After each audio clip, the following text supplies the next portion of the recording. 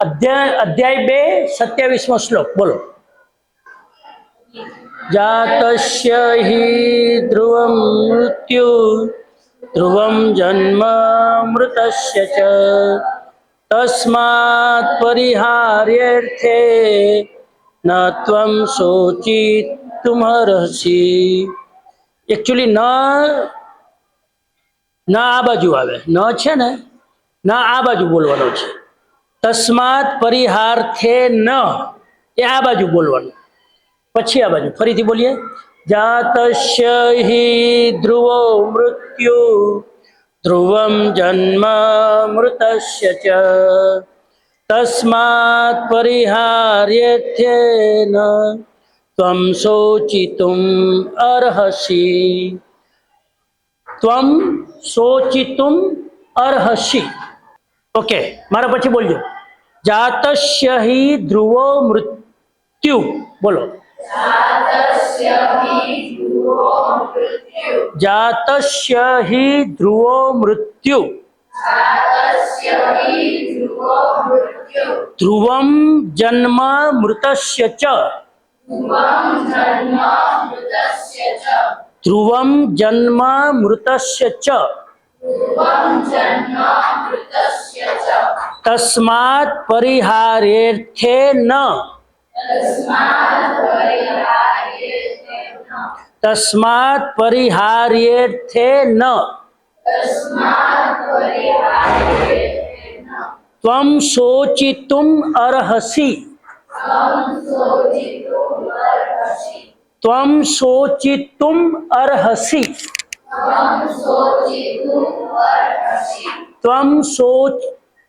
त्वं शोचितुम म अर्धो छे। त्वं शोचितुम् अर्हसि। त्वं शोचितुम् अर्हसि। आनो मीनिंग मारी साथे बोलजो। केम के आ मान्यता मुजब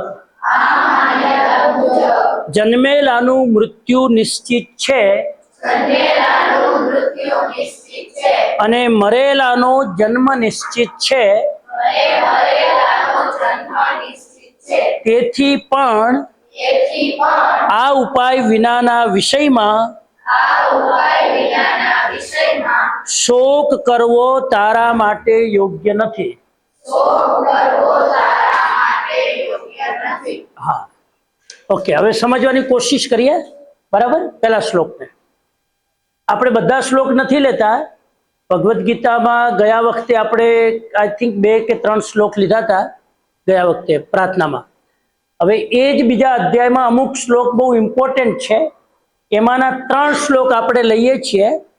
એમાંનો આજનો છે 27મો શ્લોક। 27મો શ્લોક મૃત્યુના બારામાં છે। શેના બારામાં છે? મૃત્યુ વિશે છે। અને આ શ્લોક નો અડધો ભાગ ઉપર છે 26મા શ્લોકમાં। 26મા શ્લોક સાથે 27મો શ્લોક કન્ટિન્યુ છે। એટલે અહીંયા લખ્યું છે કેમ કે આ માન્યતા મુજબ, આ કઈ માન્યતા મુજબ? કેમ કે આ માન્યતા મુજબ, માન્યતા કઈ? તો એ ઉપરના શ્લોકમાં આવી ગઈ છે। એટલે ઉપરનો શ્લોક સમજો તો જ આ શ્લોક સમજાય।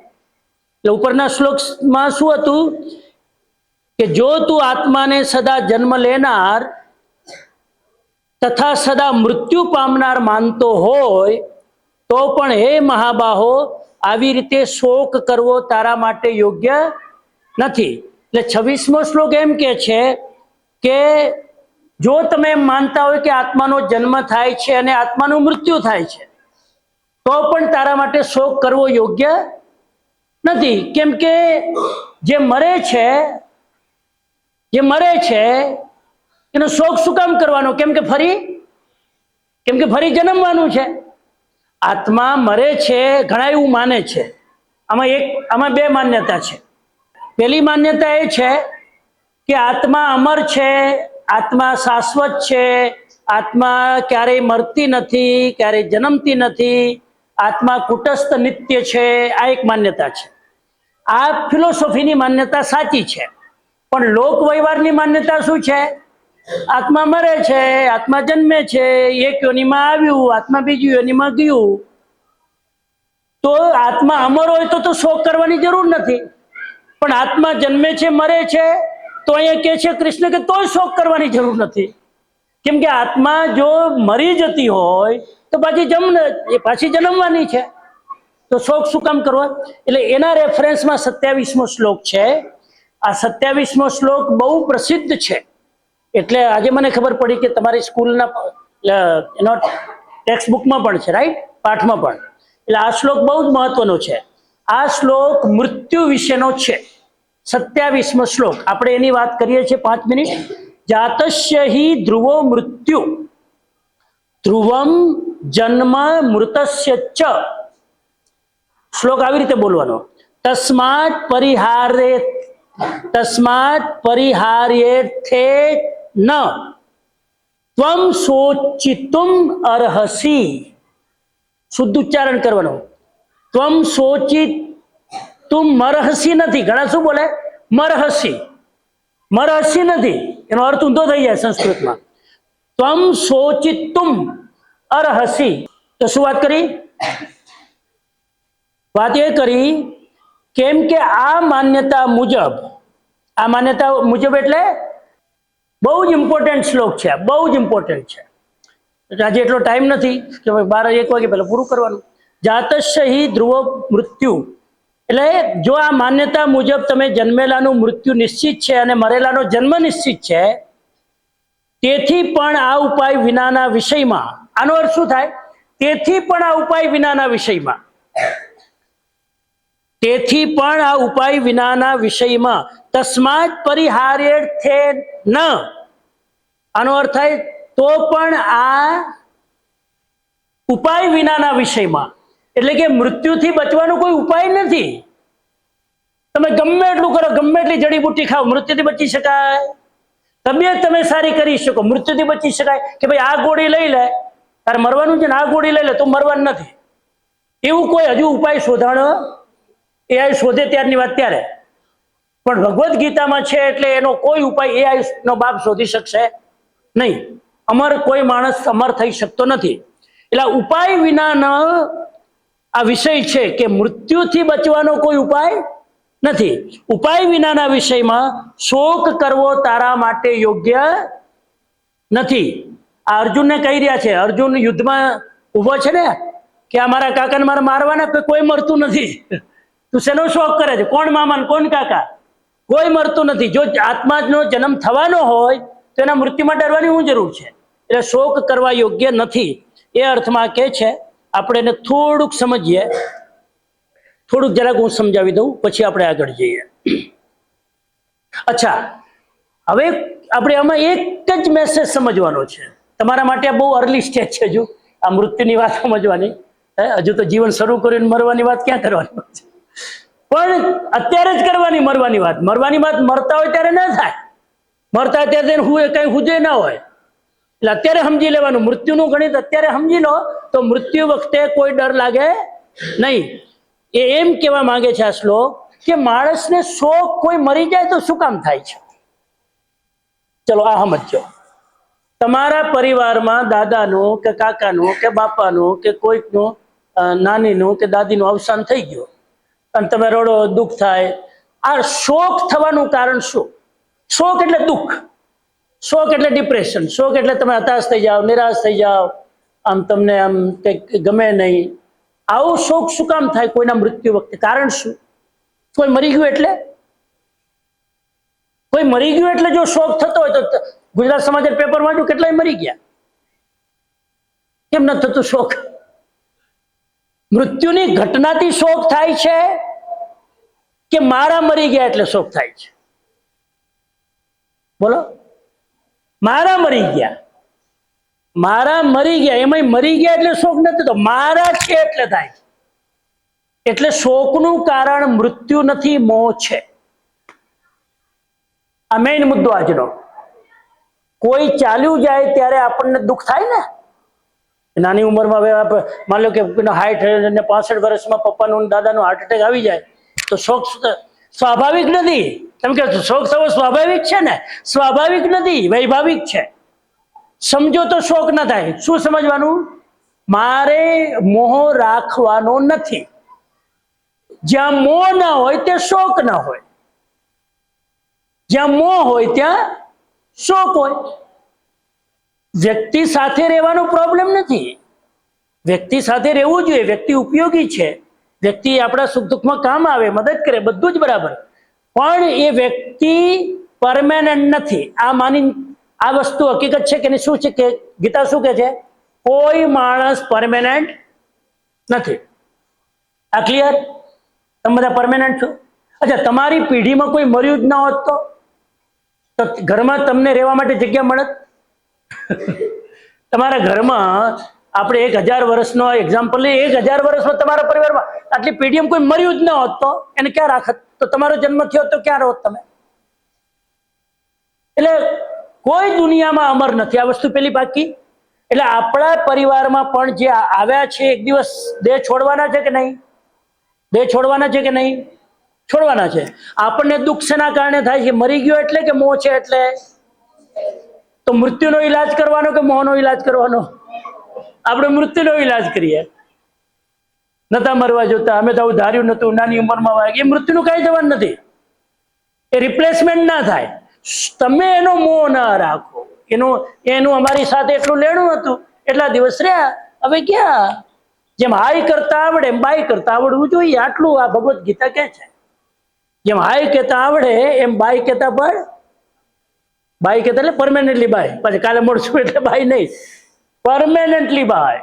રાજેશ ખન્ના જયારે ગુજરી ગયા ને તો એને છેલ્લું વાક્ય બોલ્યા, નાઉ ટાઈમ ફોર પેકઅપ.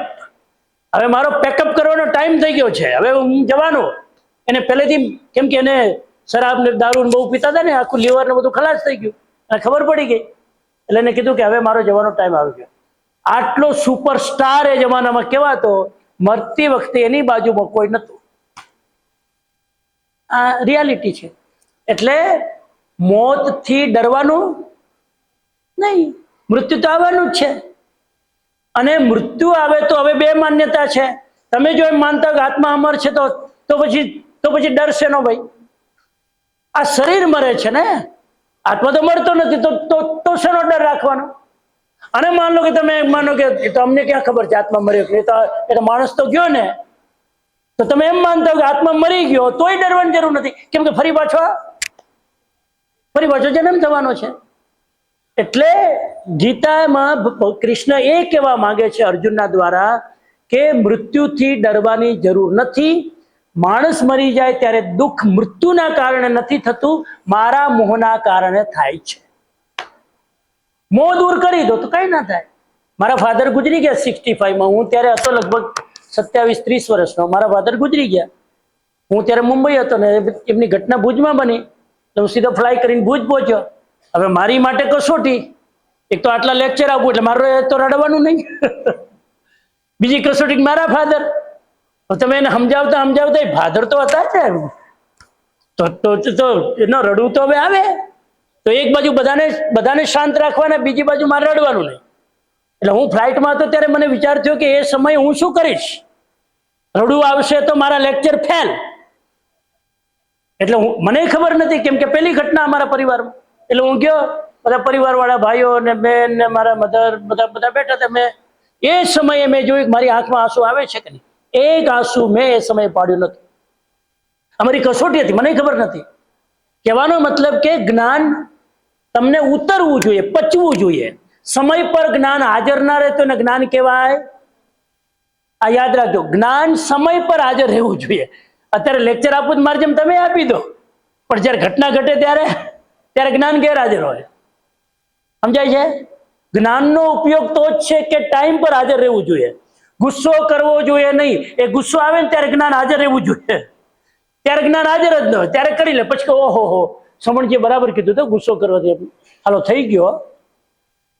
એટલે આ મંત્ર યાદ રાખો, ભગવદ્ ગીતાનો શ્લોક, કોઈનું મૃત્યુ થાય ત્યારે હાજર રહેવું જોઈએ. અચ્છા, હવે મૃત્યુ બે થાય, એક મારું અને એક મારા સગાઓનું. આ બે ઘટના બને છે. સગાઓનું મૃત્યુ થાય ત્યારે પણ શોક નહીં કરવાનો, મારું મૃત્યુ આવે ત્યારે પણ શોક નહીં કરવાનો. હવે મારા મૃત્યુ વખતે શોક શું કામ થાય? મારા શરીરના મોહના લીધે. અરે 50 વર્ષ જ હાલ્યા જવાનું. આટલી બ્યુટીફુલ લાઈફ હતી, આટલી સરસ મજાની જિંદગી હતી, કેટલું ખાવા પીવાનું, પાણીપુરી ખાવા મળતી હતી. હાલો હાલ્યું જવાનું હોય. એ પાણીપુરી માટે જીવતો હોય. એટલે ના પોતાને મૃત્યુનો ડર, ના પોતાના સ્વજનના મૃત્યુનો ડર. જેટલા સાથે જેટલો એન્જોય કરો. હવે એક છેલ્લી વાત કહી દઉં તો આત્માનું મૃત્યુ થતું નથી, બરાબર? ગીતા કહે છે ન હન્યતે હન્યમાને, એક શ્લોક છે આની અંદર જ. ન હન્યતે હન્યમાને, કોઈ કોઈને હણી શકતું નથી. શસ્ત્ર પણ તમારી આત્માને મારી શકતો, અગ્નિ જલાવી શકતી નથી. નૈનમ છિદ્દંતી શસ્ત્રાણી નાહમ દાહતી પાવગમ, અગ્નિ પણ જળાવી નથી. તો આત્મા તો મરતો નથી, તો કોણ મરે છે? શરીર મરે છે. હાલો હું બીજી વાત કરું, શરીરે મરતું નથી. આ નવી વાત, હાલો નવી વાત છે જ નહીં તમારા માટે નવી. શરીરે મરતું નથી. કોણે કીધું શરીર મરે છે? કોણ કે શરીર મરે છે? હાલો વિજ્ઞાનનો નિયમ ખબર છે? Matter never destroy. વિજ્ઞાનનો નિયમ છે પદાર્થનો ક્યારેય નાશ થતો નથી. આ શીખ્યા છો? આ ગ્લાસ છે, આ પદાર્થ છે, બરાબર? આના ટુકડા થઈ શકે, થાય? આ પડી જાય તો ટુકડા થાય. આ ગ્લાસનું અસ્તિત્વ ખતમ થઈ શકે? એના ટુકડાનો હાવ નાશ થઈ શકે? ટુકડાનો ભૂકો કરી નાખો તો ભૂકો તો રહેશે ને. એ ભૂકાને બાળી નાખો તો પૃથ્વી તત્વ પૃથ્વીમાં ગયું. બાળી નાખવાથી પૃથ્વી તત્વ બની ગયું ને. તો પૃથ્વી તત્વનો નાશ ક્યાં થયો છે? આપણું શરીર કેટલા તત્વોથી બનેલું છે? 5. તમે મરી ગયા એટલે તમારા શરીરમાંથી પૃથ્વી, તમારા શરીરમાં એક પૃથ્વી તત્વ છે ને, હાડકા એટલે પૃથ્વી તત્વ. એ ક્યાં જશે? પૃથ્વી તત્વમાં. તમારા શરીરમાં પાણી છે, ક્યાં જશે? પાણીમાં. અગ્નિ તત્વ ક્યાં જશે? વાયુ ક્યાં જશે? અને આકાશ ક્યાં જશે? તો પછી કોણ મર્યું? 5 તત્વથી શરીર બનેલું છે. મરતી વખતે 5 તત્વમાં વિલીન થઈ ગયું. 5 તત્વો તો છે કે નહીં? મરી ગયા. 5 તત્વો મરી ગયા છે. તો કોણ મર્યું? શરીરે નથી મરતું, આત્મા નથી મરતો. તો કેમ તમે રોવો ધોવો છો? હું રોવું દઉં એટલે છે કે હું જે આકારમાં કોઈને જોવા ટેવાયેલો હતો ને, એ આકાર હવે નથી મારી સામે. મને પૃથ્વી તત્વ ક્યાં દેખાતું હતું? મને મારા દાદા દેખાતા હતા. એ હવે સમજદાર માણસ શું કરે? દાદાની અંદર આ 5 વસ્તુ જોઈ લે. પૃથ્વી તત્વ, અગ્નિ તત્વ, વાયુ તત્વ, આકાશ તત્વ. અને જયારે દેહ છોડે 5 તત્વ 5માં વિલીન થઈ ગયા. આકાર જ ખાલી બદલાડો, તત્વો મર્યા નથી. એટલે ગીતા કહે છે દરેક જીવનું અસ્તિત્વ પરમેનન્ટ છે, ઇટરનલ શબ્દ છે. ઇટરનલ, શાશ્વત છે. એક શબ્દ આવશે ગીતામાં, શાશ્વત. શાશ્વતનો અર્થ છે કે ક્યારેય કોઈ એને ખતમ ના કરી શકે, એ છે. એટલે મૂળમાં મુદ્દો શું થયો? ભગવદ્ ગીતાનો બીજો અધ્યાય શીખવાડે છે મરવાથી ડરવાનું નહીં, બીજો મરે તો પણ રડવાનું. આ છોકરી છે જો આ બેઠી, એ છોકરી છે ને હોસ્ટેલમાં ઉભી થા. શું નામ તારું? શું નામ? હિમાલી, દીપાલી. આ દીપાલીના ફાધર ગુજરી ગયા હતા અમારી સામે જ. અમે જ એમને સમાચાર આપ્યા વોક કરતા કરતા સવારે, રાઈટ? અને તમે તો હોસ્ટેલમાં રહો છો ને. આ છોકરીના આંખમાં આંસુ નતા. એટલી જલ્દી ખબર નથી કે આવી રીતે ગુજરી જશે. બીમારી હતી, બધી હતી, પણ એને એકદમ માઇન્ડ સ્ટેબલ રાખ્યું કે નહીં? તો બીજા હોય તો હવે 1 મહિનો નહીં આવું, હવે મારે ભણવું નથી, હવે તો મારે શું કરવાનું? નહીં, અઘરું છે પણ સ્વીકારવું તો પડે ને. એ સ્વીકારવું એ ત્યારે સંભવ છે કે તમે આ જ્ઞાનને પચાવી લો. આ જ્ઞાન એને સમયે હાજર રહ્યું. આપણે હાજર રહેશે, કેટલાને હાજર રહેશે આ જ્ઞાન જ્યારે એવો પ્રસંગ આવશે ત્યારે? અને પ્રસંગ આવવાનો જ છે. Sorry to say. હું તો ઈચ્છું કે ભગવાન બધાને અમર કરે, પણ મારી ઈચ્છાથી કાંઈ ના થાય ને. બેસો, વેરી ગુડ. તો આવવાનું જ છે. અત્યારથી તૈયારી કરી રાખવાની. ઘટના આવવાની જ છે. મારું મૃત્યુ આવશે ને મારા સ્વજનોનું આવશે. ત્યારે સમય એટલો હતો, કાળ પાકી ગયો, ચાલ્યા ગયો, કાંઈ વાંધો. હા, આપણે ઇન્સાન છે, આપણે ભગવાન નથી. 2 ક્ષણ આપણને થોડો ધક્કો લાગે, જરાક આપણી વ્યવસ્થા ડિસ્ટર્બ થાય, પણ એને ડિપ્રેશનનું રૂપ નહીં આપવાનું. એક તો દુઃખ 5 મિનિટ રહે, એક 5 કલાક રહે, એક 25 દિવસ રહે, એક 25 મહિના રહે. શું કરવાનું? તમારા ઉપર છે, જેટલું રાખવાનું રાખવાનું, તો જલ્દી પૂરું કરો ને, ફાઇનલી પૂરું કરવાનું જ છે, તો શું કામ આખી જિંદગી તમારી બરબાદ કરો છો? ઘણા એવા લોકો જોયા છે કે કોઈનું મૃત્યુ થઈ જાય નાની ઉંમરમાં, ત્યારે હવે કે મારે જીવન કરવાનું શું, આખી જિંદગી ડિપ્રેશન મરે, આખી જિંદગી. આવી રીતે જીવવાનું? એ તમને જે વ્યક્તિ ચાલી ગયા તમને આ શીખવાડ્યું કે આવી રીતે જીવવાનું? ના, કુમારેથી જીવવાનું. એટલે આ મેસેજ લઈ લો. આ શ્લોક એટલે તમારા પાઠમાં મૂક્યો છે કે હું અમર છું. શેનાથી ડરવાનું? વયમ અમૃતસ્ય પુત્ર. આ શ્લોક આવે છે કે નહીં ઉપનિષદનો? વયમ અમૃતસ્ય પુત્ર, આપણે અમૃતના પુત્ર છે. અમૃત એટલે જે ક્યારે મળતું નથી, ડરવાનું છે ને, એ શ્લોક છે. ચલો આગળ જઈએ આપણે. હવે એક શ્લોક લઈએ, કર્મને વાધિકાર હસ્તે વાળો કયો છે? 47 નીકળશે, કાઢો.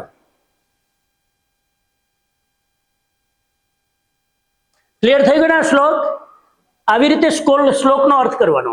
47 બહુ પ્રસિદ્ધ શ્લોક છે, અતિ પ્રસિદ્ધ શ્લોક છે. હા, ઉપર જ છે. બીજા અધ્યાયનો 47 પહેલો જ, અહીંયા ઉપરનો જ પહેલો શ્લોક. બધા એક સાથે બોલીશું. જો કેવી રીતે બોલવાનું, મારા પછી જીલો, મારા પછી. શ્લોક અશુદ્ધ નહીં બોલવાનો ક્યારે પણ. કર્મને વાધિકારસ્તે મા ફલેષુ કદાચન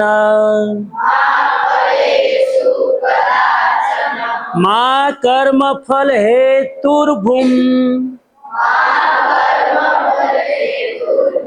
મા કર્મ ફલ હેતુર્ભુમ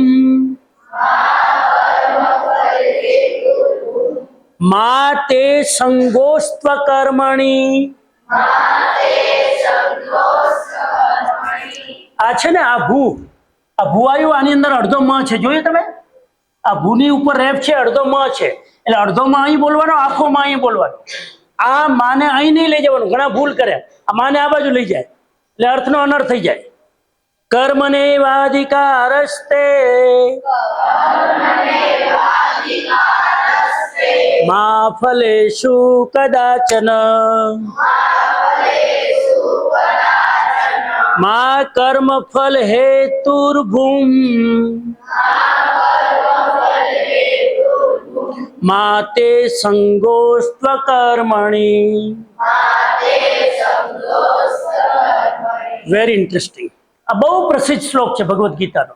4 વસ્તુ આમાં કીધી છે. 4 વસ્તુ પકડી લો. પહેલી વસ્તુ, તારો કર્મ કરવામાં અધિકાર છે. પહેલી વસ્તુ, I have a right to do action. બરાબર?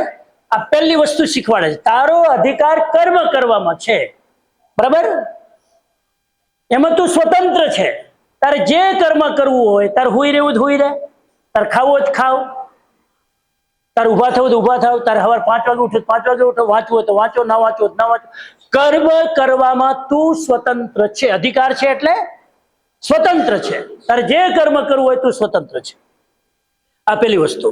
તો કર્મ કરવામાં દરેક વ્યક્તિ સ્વતંત્ર છે. આ પેલો અર્થ થયો. કર્મને વાધિકારસ્તે, કર્મનો અધિકાર તારા હાથમાં છે. ક્લિયર? હવે બીજી વસ્તુ, મા ફલેષુ કદાચન, કર્મના ફળમાં તારો અધિકાર નથી. કર્મ કરવામાં તું સ્વતંત્ર, ફળમાં બોલો, ફળમાં સ્વતંત્ર નથી, પરતંત્ર છો. કેવી રીતે હું સમજાવું તમને. વાંચવામાં તમે, હવે આને આપણે આ ભગવદ્ ગીતાના શ્લોકને વિદ્યાર્થી ઉપર લઈ જઈએ. તો વિદ્યાર્થીઓ છો ને, ભગવદ્ ગીતા ફોર સ્ટુડન્ટ, એવી રીતે ભગવદ્ ગીતા શીખવાડે. કૃષ્ણને ખબર હતી કે 10,000 વર્ષ પછી વિદ્યાર્થીઓ ભણશે, 10મા 12મા બોર્ડમાં આવશે, પરીક્ષાનું ટેન્શન રાખશે, સાયન્સ વાળા વધારે ટેન્શન રાખશે, એટલે 10,000 વર્ષ પહેલા જ એનું સમાધાન મૂકી દીધું કે ટેન્શન રાખવાનું. કેવી રીતે નહીં રાખવાનું? કર્મને વાધિકાર, કર્મ કરવામાં તારો અધિકાર છે, એટલે મહેનત કરવામાં તારો અધિકાર છે, વાંચવામાં તારો અધિકાર છે, સ્ટડી કરવામાં તારો અધિકાર છે. આ બધું કર્મ જ છે ને. વાંચવું શું છે? એ પણ કર્મ છે. તો કર્મ કરવામાં તારો અધિકાર છે. તારે જેટલું વાંચવું એટલું વાંચો. બોલો, કેટલા કલાક વાંચવું છે? તમારી એક્ઝામ આવવાની હોય, ફાઇનલ 10 કલાક વાંચો. કોઈ કે મારે વાંચવું જ નથી, મેં તો પરીક્ષામાં લેક્ચર સર બોલતા હતા ને ત્યારે જ સાંભળી લીધું. આપણે ઘરે વાંચીએ નહીં. ઘણા એવા હોય કે એકવાર લેક્ચર સાંભળે ને યાદ લે, ઘરે વાંચે જ નહીં. એ તમારા અધિકારમાં છે, વાંચવું ના વાંચવું, કેટલું વાંચવું. અચ્છા, 5 વાગે ઉઠીને વાંચવું હોય તો તમે સ્વતંત્ર છો કે નહીં? તમારે 5 વાગે નથી ઉઠવું, હું તો 9 વાગે ઉઠીશ, હું તમે સ્વતંત્ર છો. 9 વાગે ઉઠવા માટે પણ સ્વતંત્ર છો, 5 વાગે વાંચવા માટે પણ સ્વતંત્ર છો. ક્યારે વાંચવું, કેવી રીતે વાંચવું, કેટલું વાંચવું, તમે સ્વતંત્ર છો. એટલે આ કર્મ વાંચવું એ શું છે? કર્મ. એ તમે હવે તમે પરીક્ષા આપી દીધી, પેપર આપી દીધું, એ પણ તમે સ્વતંત્ર છો. કર્મ છે ને. પરીક્ષા આપી દીધી, કેવી રીતે લખવું, કેટલું લખવું. ઘણા પ્રશ્ન આવડતા હોય તો અડધું મૂકીને આવે, મૂળ જ નથી. ઘણા ના આવડતું હોય તો ગમે તેમ કરીને લખીને આવે, એનું કોન્ફિડન્સ છે. પેપર આપી, અહીં સુધી કર્મ તમારા હાથમાં છે. હવે રિઝલ્ટ સપ્લિમેન્ટરી પેક થઈને ગઈ ગાંધીનગર. હવે તમે ગમે એટલા હનુમાન ચાલીસા કરો, એ રિઝલ્ટ તમારા હાથમાં નથી. રિઝલ્ટ એટલે ફળ. મહાફલે શું કદાચ, એ તમે પરીક્ષા આપી એનું રિઝલ્ટ તમારા હાથમાં નથી. અચ્છા, કર્મ 2 પ્રકારના, બરાબર સમજી લેજો બાળકો. એક ચિંતાયુક્ત કર્મ, બરાબર, એક ચિંતા મુક્ત કર્મ. આ 2 કર્મ. કર્મને એવા અધિકાર હશે. એક ચિંતાયુક્ત એટલે ચિંતા વાળું, એક ચિંતા વગરનું. બરાબર. હવે આપણે ભણીએ છીએ, આપણું ભણવાનું કર્મ ચિંતા વાળું કે ચિંતા વગરનું? ચિંતા વાળું. બરાબર. 10મા 12મા વાળા છે ને કોઈ? કોણ છે આમાં કોઈ 10મા? હા, તો પરીક્ષા આવે, બોર્ડ ની આવે, અત્યારે પ્રિલિમ આવશે. તો ચિંતાયુક્ત કર્મ, ચિંતામુક્ત કર્મ. એક ગૃહિણી હોય, ઘર ચલાવતી હોય, ચિંતાયુક્ત કર્મ, ચિંતામુક્ત કર્મ. એક સાધુ હોય, આટલા બધી જગ્યાએ ટ્રાવેલ કરવાનું, લેક્ચર આપવાનું, ટેન્શન આવી જાય, બાપરે લેક્ચર આપવાનું મારે, ચિંતાયુક્ત કર્મ, ચિંતામુક્ત કર્મ. હવે આમાં ચિંતાયુક્ત કર્મમાં કર્મ તમારા કંટ્રોલમાં છે, જેની ચિંતા કરો છો એ તમારા કંટ્રોલમાં નથી. અચ્છા, ચિંતા ક્યાંથી આવે છે? કર્મમાંથી કે ફળમાંથી? ચિંતા કર્મમાંથી આવે છે કે કર્મના ફળમાંથી આવે છે? બરાબર બોલો, બરાબર બોલો, ટ્રેક ઉપર છો તમે. બરાબર. હા, કર્મના ફળમાંથી આવે છે. ચિંતા કર્મના ફળમાંથી આવે છે ને. વાંચવાનું ટેન્શન હોય કે ટકા લાવવાનું? હાલો સીધી વાત કરો. વાંચવાનું કોને ટેન્શન હોય? ઓશિકાની ચાદર બનાવીને હુઈ જાય ઘણા. આમ ઓશિકું માથે હુઈ જાય પરીક્ષામાં, એવું ઘેન ચડે. તો વાંચવાનું તો કોઈ ટેન્શન છે જ નહીં, ટકાનું ટેન્શન છે. અને ટકા મારા હાથમાં છે? મારા હાથમાં નથી, એનું મને ટેન્શન છે. સમજાય છે ને તમારી વાત? કૃષ્ણ એ કહે છે કે ફળની ચિંતા ના કર, કેમ કે ફળ તારા કંટ્રોલમાં નથી. જે તમારા કંટ્રોલમાં નથી, તમે ચિંતા. કર્મનું ક્યારે કોઈ ટેન્શન હોય જ નહીં. મને હું લેક્ચર આપું છું ને મને ટેન્શન જ નથી. ટાઈમ પર પૂરું થશે કે નહીં એનું ટેન્શન, પણ મારા હાથમાં જ નથી. લે, એ તમારા ચહેરાના હાથમાં છે. તમે સ્માઇલિંગ કરો ફટાફટ ઉપર, હમણાં પૂરું કરી નાખું. સમજાય છે ને? તો તમે ઊંઘ લેતા હોય, તમને સમજાતું જ ન હોય તો અડધો કલાક બીજા 2 એક્ઝામ્પલ આપો. એ મારા હાથમાં જ નથી. તો જે તમારા કંટ્રોલમાં, રિઝલ્ટ તમારા કંટ્રોલમાં નથી. એ તો ગાંધીનગર જે બેઠા છે ને, માર્કશીટ એના કંટ્રોલમાં છે. અને એ માર્કશીટ સુપરવાઇઝરના કંટ્રોલમાં નથી. એની વાઈફે કેટલી આદુવાળી ચાય પીવડાવી એના કંટ્રોલમાં છે. ફર્સ્ટ ક્લાસ ચાય પીવડાવી તો એમને તમને ગ્રેસના 5 માર્ક આપી દે. જવા દો, બિચારાને બહુ સરસ લખ્યું છે. એના મૂળ ઉપર છે. એટલે તમારા કંટ્રોલમાં નથી. તમે હનુમાન ચાલીસા કરો કે ગીતાજીનો પાઠ કરો કે આ કરો, એકવાર સપ્લિમેન્ટરી પેક થઈ ગઈ, રિઝલ્ટ તમારા કંટ્રોલમાં. એટલે કર્મ ઉપર તારો અધિકાર છે, નંબર 1. આ શ્લોકના 4 મિનિંગ છે. બીજો મિનિંગ, કર્મના ફળમાં તારો અધિકાર નથી. એટલે કર્મ કરી લીધા પછી ધીરજ રાખવાની. ધીરજના ફળ મીઠા, જે આવે તે સ્વીકારવાનું. એ મારા કંટ્રોલમાં નથી. આ ગીતાજીમાં કૃષ્ણ તમને ટેન્શન ફ્રી સ્ટડીની ચાવી આપે છે. ટેન્શન ફ્રી સ્ટડી કરો. કેવી રીતે કરવાનું? કર્મમાં ધ્યાન રાખને ભાઈ. ફળ મારા કંટ્રોલમાં છે, રિઝલ્ટ મારા કંટ્રોલમાં છે. મારને ગોળી આપણે વાંચો બસ, મારા કંટ્રોલમાં જ છે ને. અને ભગવદ્ ગીતા એમ કેવા માંગે છે, કૃષ્ણ એમ કેવા માંગે છે, તારા માઇન્ડને શિફ્ટ કર. રિઝલ્ટ જો મેં તમને શીખવાડ્યું હતું. લાવો એક કાગળ ફટાફટ, એક કાગળ કર, જલ્દી કર. આપણું માઇન્ડ એક સાથે કર્મમાં ને ફળમાં એકાગ્ર ન રહી શકે. આપણું માઇન્ડ એક સાથે બે જગ્યાએ રહી શકે? વાંચતી વખતે તમારું માઇન્ડ એકાગ્ર નથી, કેમ કે ધ્યાન ક્યાં છે? રિઝલ્ટમાં. આ પરીક્ષામાં આવશે કે નહીં, આ પ્રશ્ન હું લખી શકીશ કે નહીં, બે જગ્યાએ તમારું ધ્યાન ના રહે. એટલે ફળમાં ધ્યાન હશે તો કર્મમાં ધ્યાન નહીં હોય, કર્મમાં ધ્યાન હશે તો. કૃષ્ણ એમ નથી કહેતા કે ફળ ના આવે, આવે, પણ તું કર્મમાં ધ્યાન રાખે ફળ આવે. હવે જો એક સાથે બે જગ્યાએ એકાગ્ર ના રહે, મેં ટીચરને શીખવાડ્યું હતું, તમને કહું, જો હવે એક સાથે બે જગ્યાએ તમારું માઇન્ડ એકાગ્ર નહીં રહે. આ કર્યું મેં પ્રયોગ, તમે ઘરે જઈને કરજો. હવે આ મારે આ બે કાણા એક સાથે ફાડવાના છે, બે આ આંગળીને આ બાજુ ધક્કો મારું અને આ બાજુ મારું, બરાબર? તો બે કાણા પડશે કે નહીં? પડશે કે નહીં? શું ના પડે? કેમ? એક સાથે બે કરું નહીં પડે?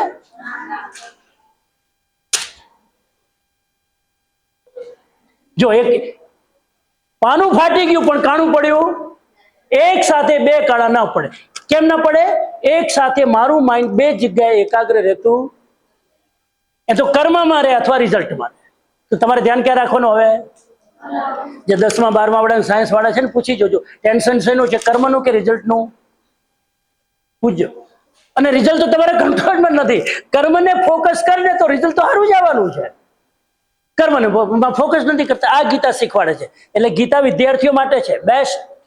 આ શ્લોક વિદ્યાર્થીઓ માટે છે. હવે ફળ કેમ મારા કંટ્રોલમાં નથી? એક તમને એક્ઝામ્પલ આપું. દ્રૌપદીનો તમને ખ્યાલ છે? દ્રૌપદી હર સભામાં એને પકડીને ઘસેટીને લાવવામાં આવી. દુશાસન અને દુર્યોધન અને એની સાડી ખેંચવામાં આવે છે, બરાબર છે? દ્રૌપદીનું ચીરહરણ ખ્યાલ છે કે નહીં?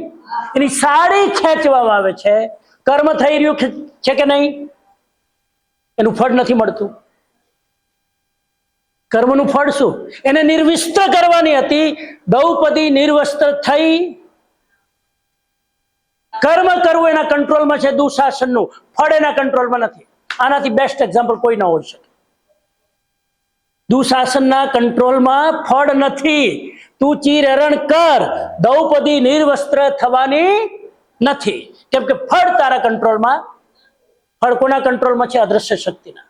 એ સમયે અદ્રશ્ય શક્તિ કામ કરી રહી હતી, કૃષ્ણ રૂપે એ કંટ્રોલ કરી રહ્યા હતા. તો કર્મ કરવું તારા કંટ્રોલમાં છે, ફળ તારા કંટ્રોલમાં નથી. એનો એક અર્થ આ થયો, એની પાછળ ઘણા બધા ફેક્ટર કામ કરે. તમારા પૂર્વજન્મનું પુણ્ય કામ કરે, પૂર્વજન્મનું પાપ કામ કરે. ઘણી વાર તમે એક છોકરાએ 10 કલાક મહેનત કરી હોય તો એ રિઝલ્ટ 50% આવે. એક છોકરાએ 2 કલાક મહેનત કરી હોય, રિઝલ્ટ 90% આવે. આની પાછળ ઘણા બીજા બધા ફેક્ટર કામ કરે છે. એટલે ફળ તારા કંટ્રોલમાં. એક્ઝામ્પલ કોનું યાદ રાખજો? દ્રૌપદીનું. કર્મ કરવામાં કોઈ કંજૂસી નથી રાખી. આખી સભા ભરાણી છે, બધા ચૂપચાપ બેઠા છે, સાડી ખેંચાઈ રહી છે, પણ અદ્રશ્ય શક્તિ એ કર્મના ફળને ફેરવી નાખ્યું. તો ફળ મારા કંટ્રોલમાં નથી. તો મારા કંટ્રોલમાં નથી એની ચિંતા શું કામ કરવાની? ત્રીજી વાત કરી, મા કર્મ ફલ હેતુર્ભુ. ચલો આનો અર્થ કોણ કરશે? મા કર્મ ફલ હેતુર્ભુમ. હા, તું કર્મના ફળનો હેતુ પણ ના થા. આનો અર્થ તમે લખો જે લખવું હોય. તું કર્મના ફળનો હેતુ પણ ન બન. કર્મ ફળના હેતુ પણ તું ન બન. કર્મ ફળનો હેતુ મારે નહીં થવાનું. કોઈ કર્મનું ફળ મળ્યું એનું કારણ મારે નહીં બનવાનું. સમજાય છે? આ તો મેં લેક્ચર આપ્યું ને એટલે તમને આજે મજા આવી. આહા, આજે મેં આટલું સરસ ગીત ગાયું ને એટલે તમને કંટાળો નહીં આવ્યો. આજે મેં આટલી સરસ રસોઈ બનાવી ને એટલી તમને ભાવી. બાકી તો તમારો આ સ્વાદનો ચસ્કો છે ને કઈ ભાવે જ નહીં. પણ આ તો મારી રસોઈનો સ્વાદ એવો હતો ને, તમે થાળી ચાટીને ખાઈ ગયા. આ તો હું ક્રિકેટ આવી રીતે રમ્યો ને એટલે આખી મારી ટીમ જીતી. બાકી હું જો આઉટ થઈ ગયો હોત ને, તમારી કોઈના મોઢાની ત્રેવડ નથી. આ તો હું હતો એટલે. તમે કર્મના ફળનું કારણ ના બનો. મેં કર્યું. ઇન શોર્ટ, તમે કર્મના કરતા ન થાઓ. મેં કર્યું એવું ઘમંડ ન રાખો. સમજી ગયા? આ તો હું હતો એટલે થયું. આપણે બોલીએ ને, આ તો હું હતો એટલે થયું. તમે કોણ ભાઈ? ખેતરની મૂડી. કર્મનો અહંકાર નહીં રાખવાનો, મેં કર્યું. આ ત્રીજો મંત્ર બહુ ઇમ્પોર્ટન્ટ છે.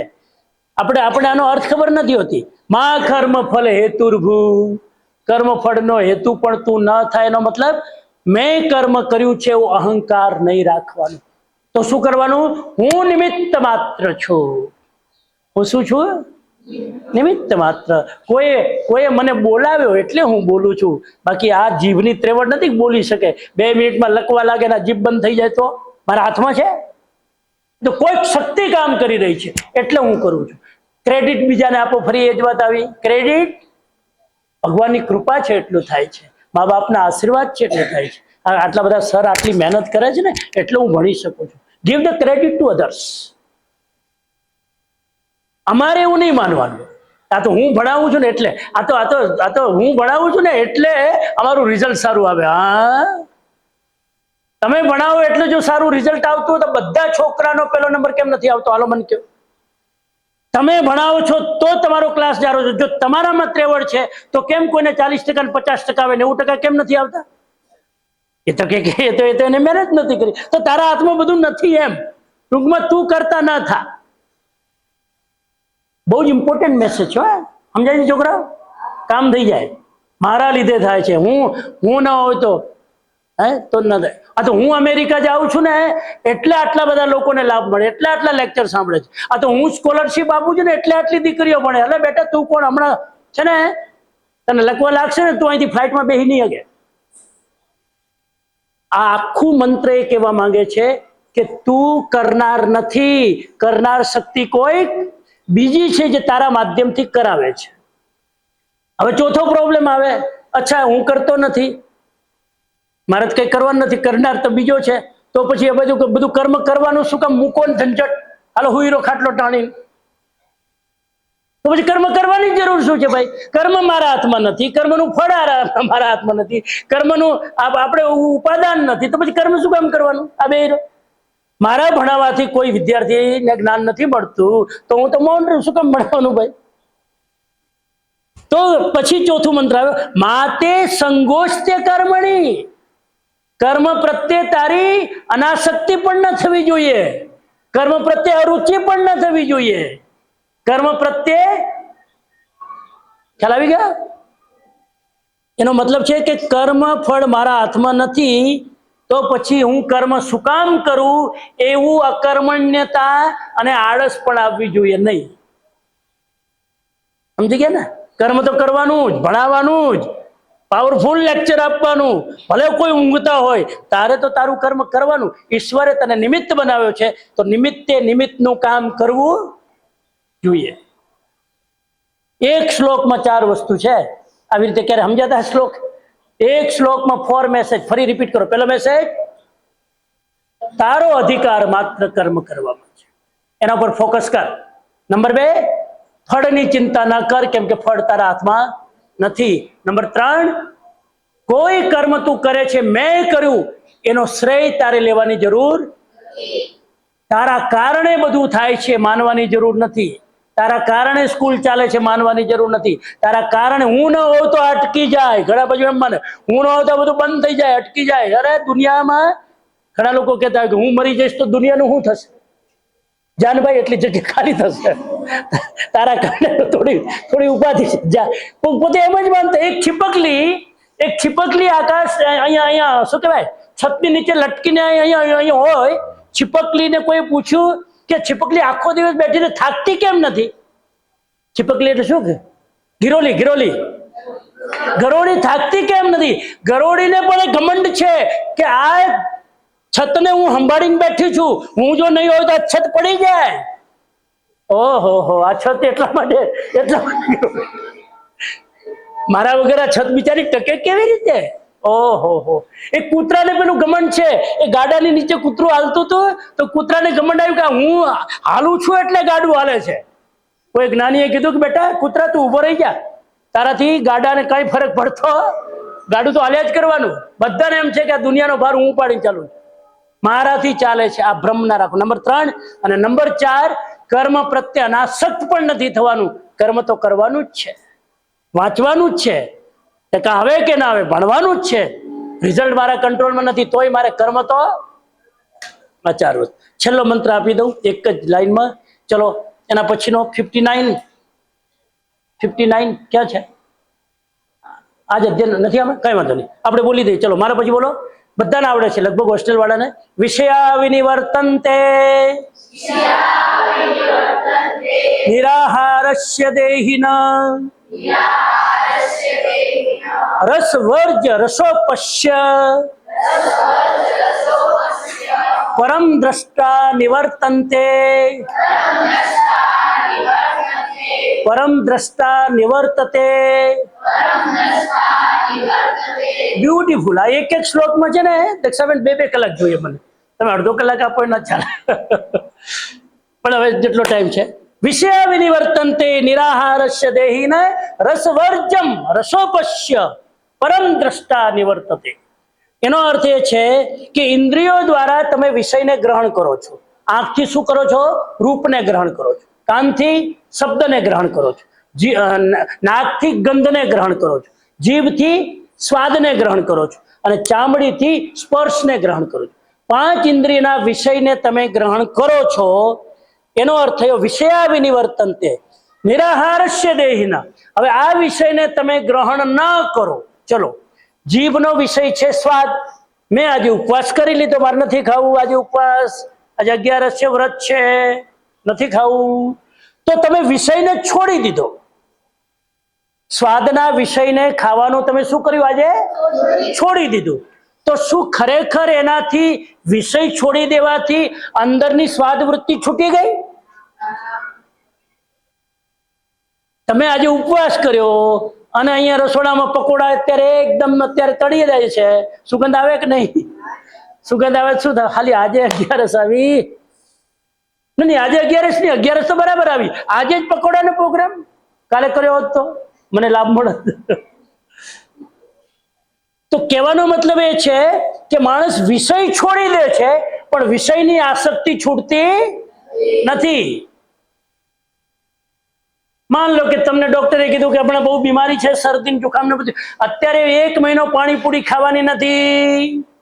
1 મહિનો પાણીપુરી નહીં ખાવાની. અહીંથી નીકળો ને કોઈ બીજા 2 નો પાણીપુરી ખાતા હોય, આપણે નહીં ખાઈએ, નથી ખાવાની, પણ એને જોઈને શું થાય? મન થાય કે નહીં? તો સ્વાદની વૃત્તિ નથી ગઈ. વિષય છોડી દેવાથી સ્વાદ ખતમ નથી થઈ જતો. સ્વાદ તો અંદર જીવતો છે. એ ક્યારે જાય? પરમ દ્રષ્ટા નિવર્તન્તે. જ્યારે કોઈ પરમનો સ્વાદ મળી જાય, મોટો સ્વાદ મળી જાય, ત્યારે નાનો સ્વાદ ટૂંકો થઈ જાય. સમજાય છે? તમને ભગવદ્ ગીતામાં ટેસ્ટ આવે તો પિક્ચર જોવાનો ટેસ્ટ તમારો બંધ થઈ જાય કે નહીં? પણ ખાલી તમારે કંઈક પિક્ચર નહીં જોવાનું, પરીક્ષા છે પિક્ચર નહીં જોવાનું, વેકેશન આવવા દે, હાટું ન વાળું જોઈ લેજો. તમે અત્યારે પિક્ચર ના જોયું પણ વેકેશન આવશે એટલે હાટું વાળી લેશો. એટલે સ્વાદ ગયો નથી, અત્યારે થોડી વાર માટે બ્રેક કર્યો છે. જ્યારે મોટો સ્વાદ મળી જાય, એટલે અકબરે કીધું મોટી લાઈન કરો તો બીજી લાઈન કેવી થઈ જાય? એની મેળે નાની થઈ જાય.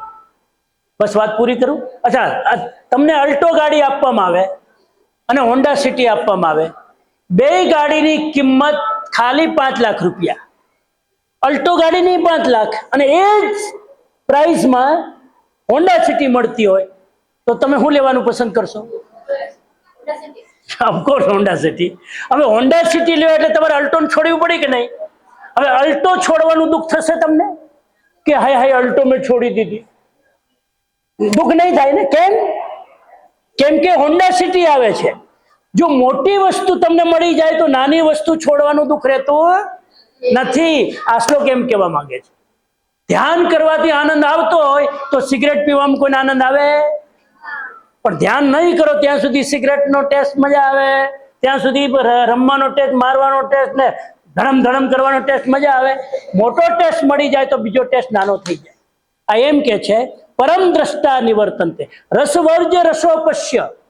રસવર્જ અને સ્વાદ છોડી દેવાથી તમારો રસ છૂટી જતો એ ક્યારે છૂટી જાય?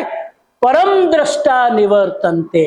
પરમ દ્રષ્ટા એટલે કોઈ પરમનો સ્વાદ આવી જાય, કોઈક મોટો સ્વાદ આવી જાય, ત્યારે આ સ્વાદ છૂટી જાય. મને ભગવદ્ ગીતાના લેક્ચર સાંભળવાનો ને આપવાની મજા આવતી હોય ને, મને મને અમારા હું રાજકોટમાં રહું છું, અમારે ટીવી નથી રાજકોટમાં. ઘણા કે આખો દિવસ શું કરો, અમે પિક્ચર જ નથી જોતા, ટીવી જ નથી જોતા. કેમ કે અમને મોટો સ્વાદ મળી ગયો લખવામાં, વાંચવામાં, સ્વાધ્યાય કરવામાં આનંદ આવે છે ને, એટલે પિક્ચર આમાં તો ટાઈમ બરબાદ થાય છે. આમાં શું થાય? ટાઈમ બરબાદ થાય છે. એટલે એ કહેવા માંગે છે. એક એક્ઝામ્પલ બહુ સરસ ભાગવતમાં એક એક્ઝામ્પલ છે, આપણી વાત પૂરી કરું. એક સોવરી નામના મુનિ હતા. સોવરી મુનિ ભાગવત પુરાણમાં દ્રષ્ટાંત છે. સોવરી મુનિએ 10,000 વર્ષ પાણીમાં રહીને તપસ્યા કરી. કેટલા 1000 વર્ષ? પાણીમાં રહી 10,000. સાહેબ વિચાર તો કરો, પાણીની ઠંડી, બાપરે, ડિસેમ્બર જાન્યુઆરીમાં એમાં અંદર પાણીમાં અંદર ડૂબકી મારી સાધના કરવાની. જંગલી પાણીમાં પાણીના જાનવરનો ભય, અજગરના બધા બાપરે, એની સામે ટકવાનું આક્રમણ, અને પેલા મોજાના સુસવાટા, એની વચ્ચે ધ્યાન કરવાનું એકાગ્ર. 10,000 વર્ષ સાધના કરી. અને કહેવાય છે કે એની સાધનાથી ઇન્દ્ર મહારાજનું આસન હલ્યું. દેવતાઓની સભામાં ઇન્દ્ર મહારાજ એની તારીફ કરી કે આના જેવું તપ કોઈનું નહીં. આટલા મોટા તપસ્વી આટલું તપ કરી લીધું, પણ એને જોયું કે એક માછલી અને મેન અને ફિમેલ એ બંને મૈથુન ક્રિયા કરતા હતા. એને જોઈને આનું મન વિચલિત થઈ ગયું. બે સંભોગ કરતા હતા, બેને જોઈને, માછલીને જોઈને બે જણા, એનો રતિક્રિયા એને કહેવાય, રતિક્રિયા કરતા હતા, સંભોગ. એને જોઈને મુનિ આંખ ખોલી જોયું, આટલી પરાક્રમની સાધના કરી, પણ એમની બેની ક્રિયા કરીને એનું મન વિચલિત થયું. અને સોનલબેન કહેવાય છે કે બહાર નીકળ્યા ને ત્યારે 50 સ્ત્રીઓ સાથે લગ્ન કર્યા. એટલે પણ એકથી જ કરી લેવા ને. ના, હવે એને સાહેબ 10 કરોડ વર્ષ સુધી પાણીમાં તપ કરવું સહેલું છે, પણ તમારી ઇન્દ્રિયોને કંટ્રોલ કરવી અઘરી છે. સામે નિમિત્ત આવે ત્યારે મનને વિચલિત કરવું બહુ ઈઝી છે, સ્થિર રાખવું બહુ અઘરું છે. આ એક્ઝામ્પલ છે, ધ્યાન રાખજો. એટલે એનો મતલબ કે એને ઇન્દ્રિયોને કંટ્રોલ કરી લીધી, વિષયને છોડી દીધા, પણ પરમનો સ્વાદ નતો આવ્યો, પરમાત્માના દર્શન નતા થયા. એટલે ફરી પાછું એ લગ્ન કરીને સંસારનું સુખ ભોગવવા લાગ્યા. એને જો આત્માની અનુભૂતિ થઈ ગયો તો આ કામ કરાય નહીં. એ કહેવાનો મતલબ છે, જરાક ડીપ મિનિંગ છે, પણ પરમનો સ્વાદ આવે તો જ આ સ્વાદ છૂટે, નહીં તો છૂટે નહીં. એ અર્થ છે. આપણે 3 શ્લોકનો અર્થ કર્યો. આ ભગવદ્ ગીતાનો કોર્સ કરાવવાનો મારો મકસદ નથી, પણ આ એક શ્લોક કેટલા ઇમ્પોર્ટન્ટ છે એ એનો મિનિંગ છે. કેટલા ઇમ્પોર્ટન્ટ, મેં ઘણા બધા છોડી દીધા. ભગવદ્ ગીતાના અમુક શ્લોક, 18 શ્લોકનું પારાયણ ગાંધીજી રોજ એમના આશ્રમમાં કરતા હતા. એ 18 શ્લોક કયા છે? સ્થિત પ્રજ્ઞના લક્ષણો. એ તો હું ટચ જ નથી કર્યો હજુ. આમ કરવા જાવ તો બીજા અધ્યાય પૂરો જ ના થાય આખું વર્ષ. સ્થિત પ્રજ્ઞ કેવી રીતે બોલે, કેવી રીતે ખાય, કેવી રીતે વિચારે, કેવી રીતે ઊંઘે, અદ્ભુત. અને એ ગાંધીજીની આશ્રમમાં રોજ એની પ્રાર્થના થતી. ગીતાના 18 શ્લોક બીજા અધ્યાયના રોજ કંઠસ્થ કરીને ગવાતા હતા. અને જો તમારામાં ત્રેવડ હોય, જો 12મો આખો અધ્યાય મોઢે છે આ દીકરીના, રાઈટ, તો એ આ શ્લોક મોઢે કરી લો. 18 શ્લોક સ્થિત પ્રજ્ઞના લક્ષણોના 18 શ્લોક છે. સ્થિત પ્રજ્ઞ કા ભાષા ત્યાંથી લઈ છેલ્લે સુધી એ 18 શ્લોક ગજબના. તો હોમવર્ક હું આપું છું આજે સ્વેચ્છાએ, જેની ઈચ્છા હોય લેટ સી કોણ કરે છે, શીખી લો. હા, બહુ અદ્ભુત છે ભગવદ્ ગીતા. શું લાગે તમને? કેવું લાગે? કેટલું ડીપ જ્ઞાન છે. એક શ્લોકમાં કેટલું જ્ઞાન ભરી દીધું. અને છેલ્લું વાક્ય કહી દઉં, ભગવદ્ ગીતા ઉપર જેટલા લોકોએ કોમેન્ટ્રી લખી છે ને, એટલી બાઇબલ ઉપર પણ કોઈ નથી લખી. આ મહત્વ છે આ ગ્રંથનું.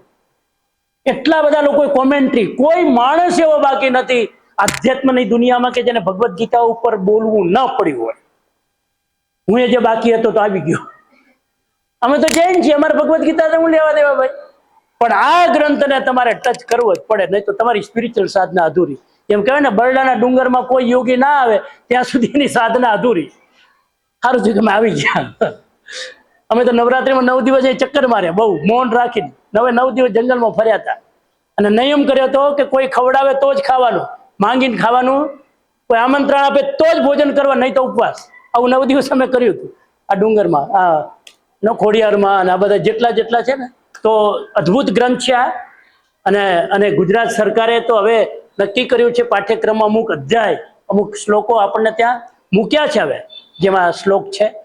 આપણે પાઠ્યક્રમમાં હોય કે ન હોય, સારું હોય લઈ લેવાનું.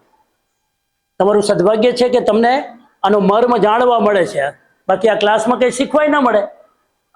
અમે વિષય ભણાવીએ કે આ બધું ભણાવીએ? ટીચરને ટેન્શન છે અમારો કોર્સે પૂરો નથી તો આ બધું ક્યાંથી ભણાવીએ?